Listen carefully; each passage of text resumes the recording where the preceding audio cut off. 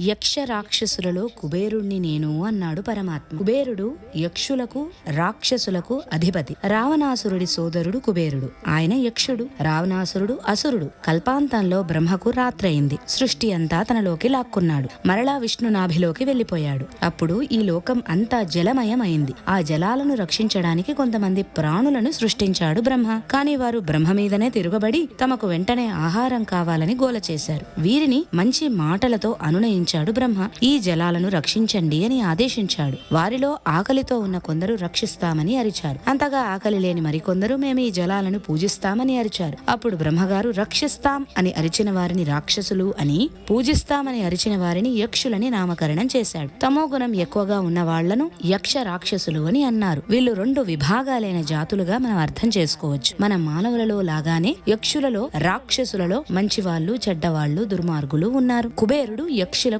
అధిపతి. రాక్షసులందరూ కుబేరుడి తమ్ముడైన రావణాసురుడి పక్షాన చేరారు.